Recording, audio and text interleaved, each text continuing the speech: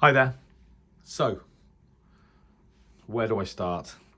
Well, this story starts with a friend of mine at Harwell Amateur Radio Society who 3 or 4 years ago I sold him my Yaesu FT991 transceiver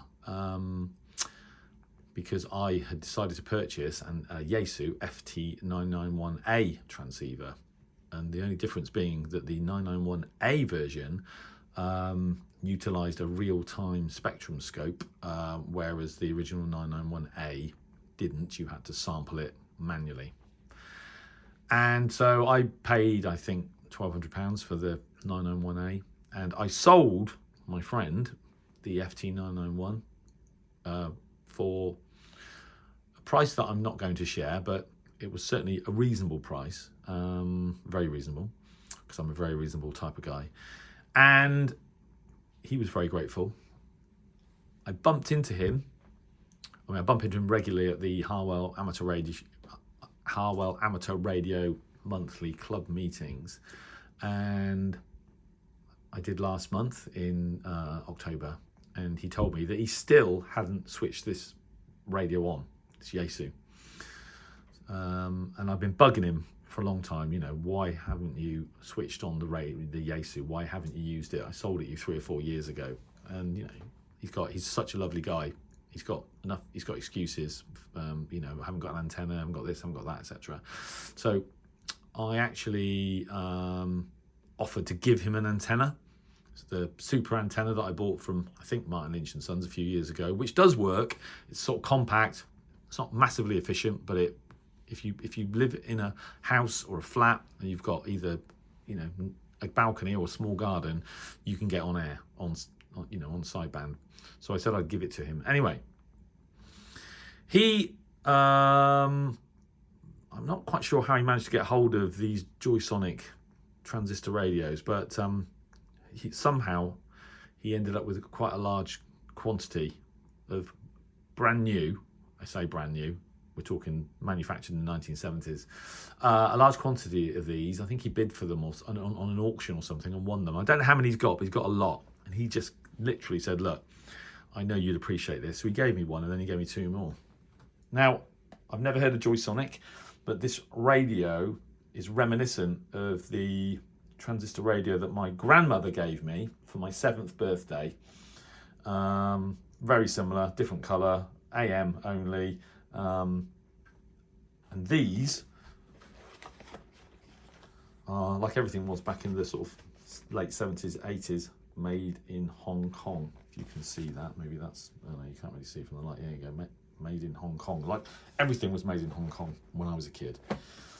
What was incredible was that they were all effectively still brand new, still in the plastic. I had to open one, put a battery in it. And one thing you'll notice straight away, they're so sensitive to QRM, because levels of QRM back in the sort of late 70s, early 80s were much lower than they are today.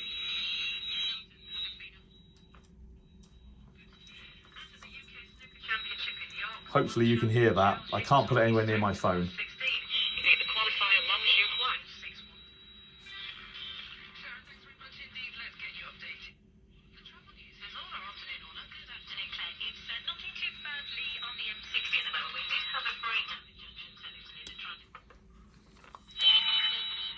Anyway, you get the idea.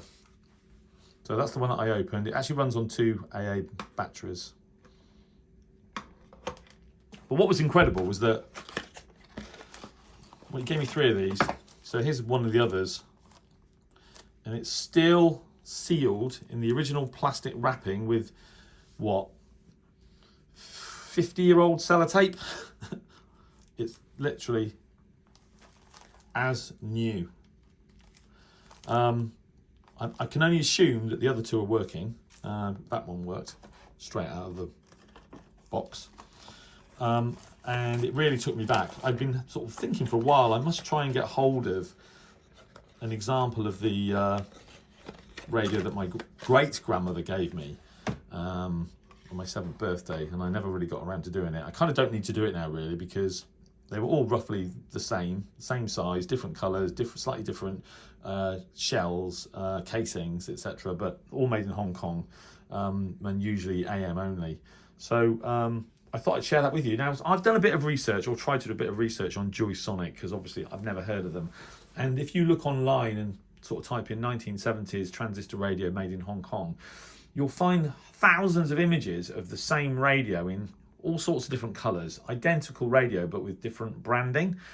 There were, I don't know how many different types of transistor radios were manufactured in Hong Kong from around about 1960 to the early to mid 1980s. Obviously millions, but there were literally thousands of different brands stamped on the same hardware.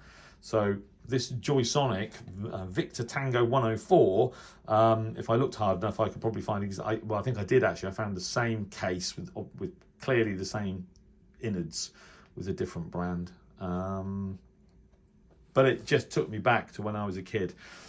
Looking online, I did find a couple of examples of Joysonic radios, not this model, being described as, or being sold as, a 1970 to 1979 era radio. I have no idea whether that's true or not. I suspect it is, but whether Joysonic really started in 1970 and finished in 1979, I've got no idea. But there's no doubt that it's a 70s. So it's a 70s radio in terms of its sort of manufacturing. Could be early 80s perhaps, but it's very reminiscent of the radio that I got for my 7th birthday, and that was in the 1970s. So there you go. I thought I'd share that with you, and I've got 2 more, and I don't really know what to do with them other than to hang on to them. But I was so pleased when my friend gave me these 3 radios, and he just said straight away, I know you're the one guy at Harwell Amateur Radio Society that would appreciate these. And he was absolutely right. And I listened to the Premier League football on a Saturday afternoon and on a Sunday afternoon at home. And half the fun of that is choosing what radio I'm going to do it with, because as you know, I've got quite a lot of choice.